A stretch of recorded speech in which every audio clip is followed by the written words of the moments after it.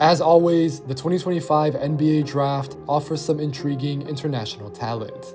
This is Floor and Ceiling. Let's break them down. BOGOLJUB Markovic is a 6'11" forward who plays for Mega in the Adriatic League.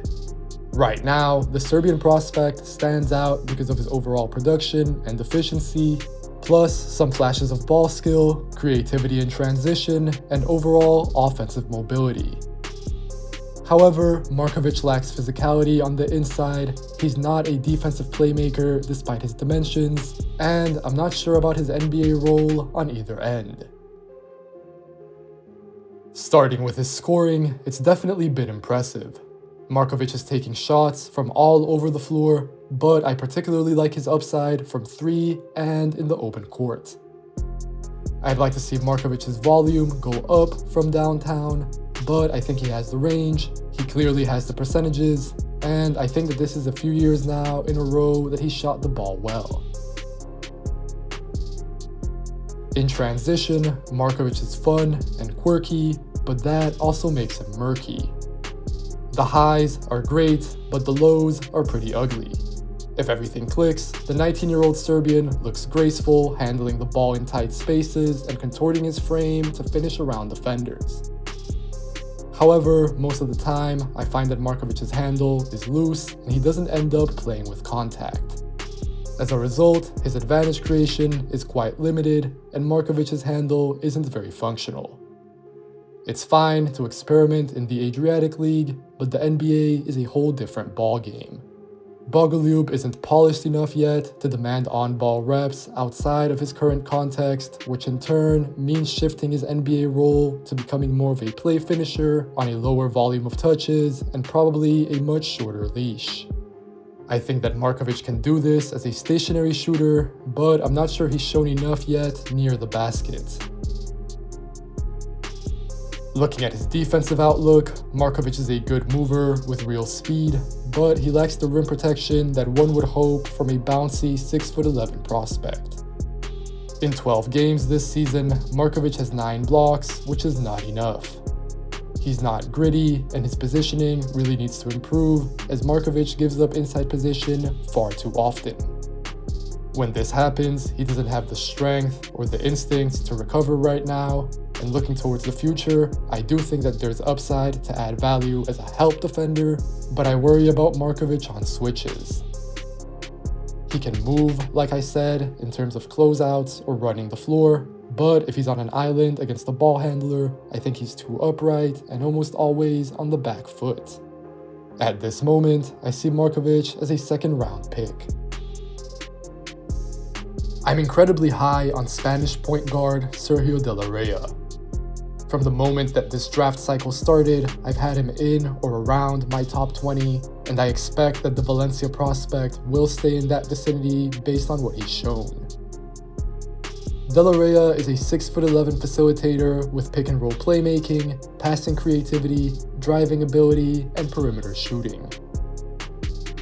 Up until this season, he'd had very limited experience at the pro level, and even though the minutes count with Valencia is still not the highest, De Larrea indisputably produces when he does see the court.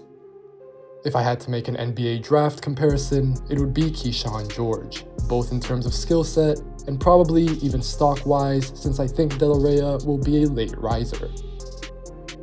As a shot creator, I like the 19-year-old pushing in transition. He's not shy, even when he makes mistakes, and his length and handle come into play. Then, De Larrea is also attacking out of ball screens and making spot-ups, although on low minutes. Right now, he's out with a right ankle injury. Up to this point in his career, the Valencia playmaker has largely been a point guard, but in the NBA, he might just be more of a general ball handler. De Larrea maybe lacks that lower center of gravity or extra bit of athleticism to be a full-time one, but that's fine. The point is, De Larrea can be relied on with the ball in his hands to make decisions and create for others. He's smart at leveraging his height to see over defenses, and he's also entertaining and creative with his handle and deliveries. Looking ahead, De Larrea's body has to keep improving on both ends. He has to get stronger to play versus contact, and he can work on his posture to be less upright against smaller ball handlers on defense. However, some improvement has already taken place, and I expect Larrea's development to continue trending in the right direction and for him to return eventual first-round value. Michael Ruzic was looking like one of the best international talents in the 2025 NBA draft before suffering an untimely thumb tendon injury. The Croatian prospect doesn't turn 19 until next October, so he definitely has youth on his side, as well as plenty of skill. Ruzic had only played in 8 games so far this season, so for now, I'm giving last year, when he played in 26 league games, more weight. Back then, Ruzic made 37% of his threes, and that figure goes up to over 43% across all competitions. When combined with his size, Ruzic's shooting looks like his calling card, which makes his current absence that much more unfortunate. I think the Croatian is a first-round talent, but let's wait to see when and how he comes back. Anyway, I largely view Ruzic as an off-ball 4. I think he'll be a good 3-point shooter even if the numbers were down so far this season. He'll be able to spot up, pick and pop, and we've even seen some flashes in transition. Ruzic has also shown that he can attack a closeout and make a decision. Sometimes he gets creative with his passing, other times he's just going in a straight line or moving the ball functionally. Regardless, my takeaway is that the 18-year-old shows good feel as well as the ability to make the right read. Defensively, as well as just overall, Ruzic is not super athletic, but I think he reads the game decently, and his size and mobility give him enough margin for error. The Croatian prospect isn't a bruiser, but his physicality is okay. That said, I do wish that he was a better rebounder.